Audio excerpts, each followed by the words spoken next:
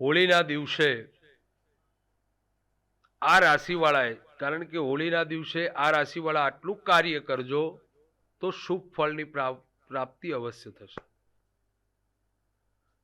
પ્રિય ભક્તજનો,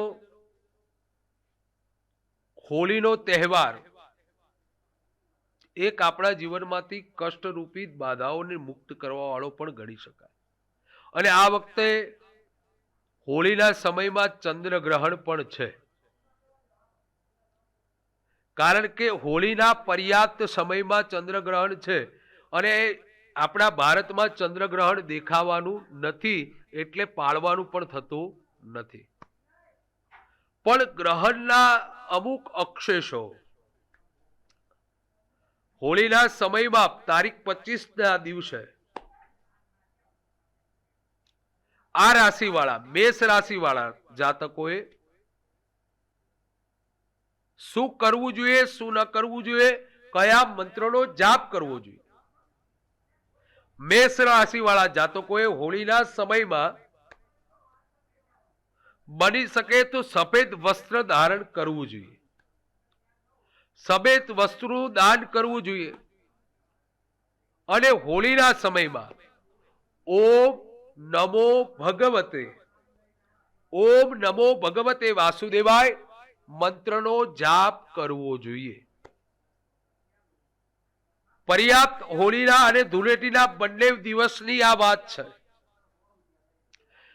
એ મેષ રાશિના જાતકોએ હોળી અને ધૂળેટીના દિવસના સમયમાં આ જપનું રટન કરતું રહેવું જોઈએ, તો અક્ષય ફળ પ્રાપ્ત થશે.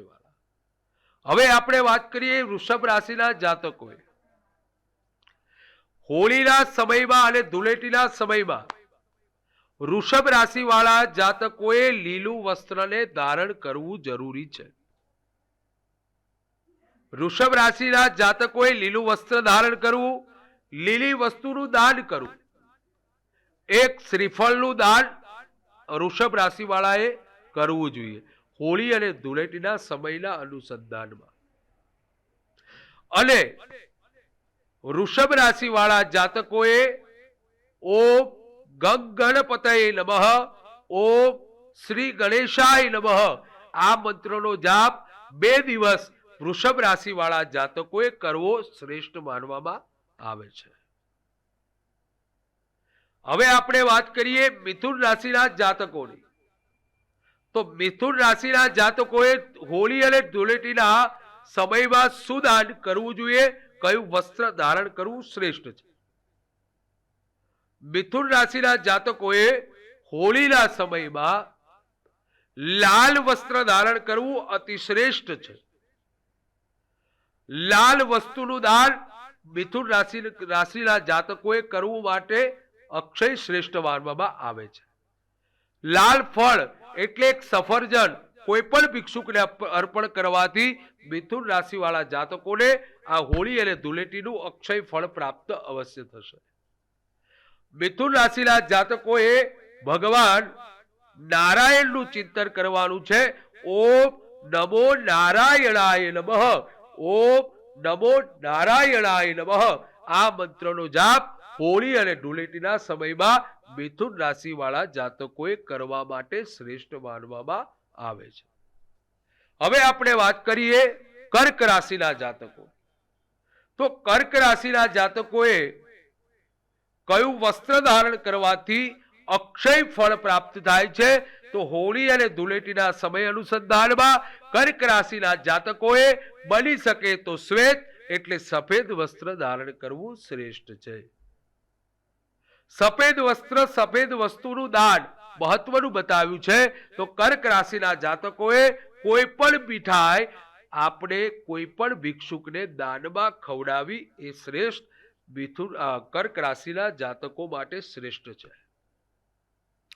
કર્ક રાશિના જાતકોનો મંત્ર છે ઓમ રીમ સચ્ચિદાનંદનાય નમઃ, ઓમ રીમ કૃષ્ણાય નમઃ.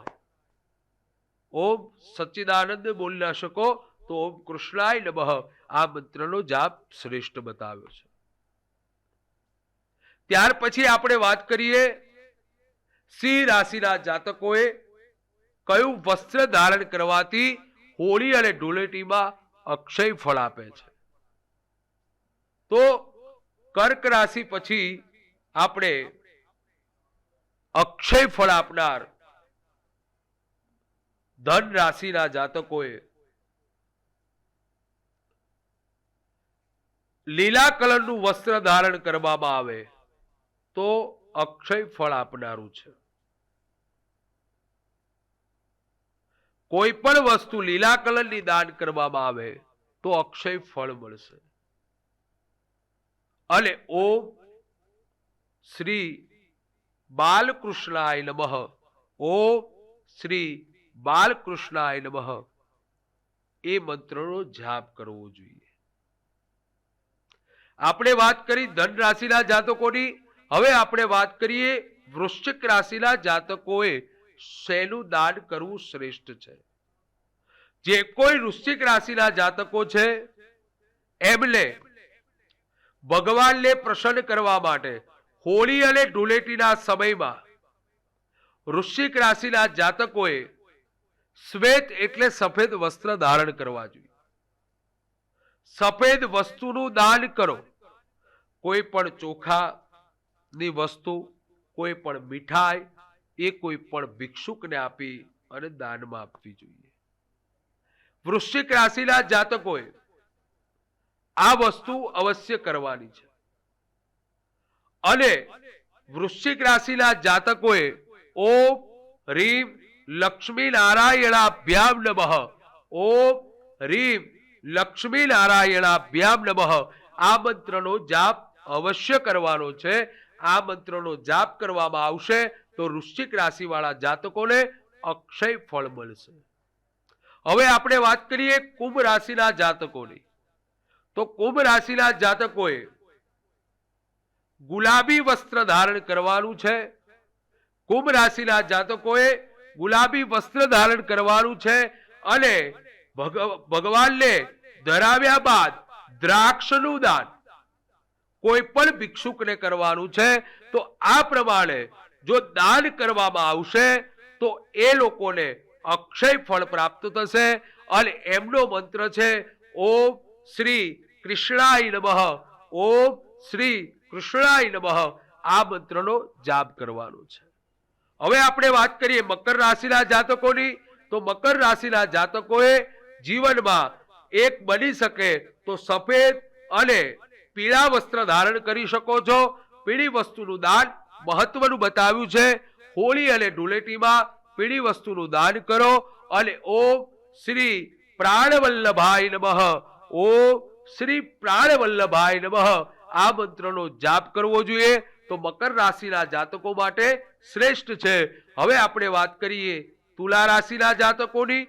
તો તુલા રાશિના જાતકોએ હોળી અને ધૂળેટીના સમયમાં શ્વેત વસ્ત્ર ધારણ કરવા, શ્વેત વસ્તુનું દાન કરવું, કોઈ પણને ધનનું દાન કરવું અને કોઈ પણના જીવનમાં કોઈ ઉપયોગી આવી શકે એવી ચીજ વસ્તુને દાન કરવી એ શ્રેષ્ઠ છે. એમની માટે મંત્ર છે ઓમ હમ પવન નંદનાય નમઃ અથવા ઓમ શ્રી કૃષ્ણાય નમઃ આ મંત્રોનો જાપ શ્રેષ્ઠ છે. હવે આપણે રાશિના છેલ્લી રાશિ એટલે મીન રાશિની આપણે વાત કરીએ. મીન રાશિના જાતકોએ હોળી અને ધૂળેટીના સમયમાં શ્વેત અથવા લાલ કલરના વસ્ત્ર ધારણ કરી શકો છો. લાલ કલરની વસ્તુઓનું દાન કરવું જોઈએ. બ્રાહ્મણને દાન દક્ષિણા આપવી જોઈએ. અને ઓમ નમો નારાયણાય નમઃ, ઓમ કૃષ્ણાય નમઃ આ મંત્રનો જાપ કરવો. તો આ રાશિવાળા જાતકોએ હોળી અને ધૂળેટીના સમયમાં આ પ્રમાણે કાર્ય કરશો તો અવશ્ય ચોક્કસ નારાયણની કૃપા પ્રાપ્ત થશે અને અક્ષય ફળ પ્રાપ્ત અવશ્ય થશે.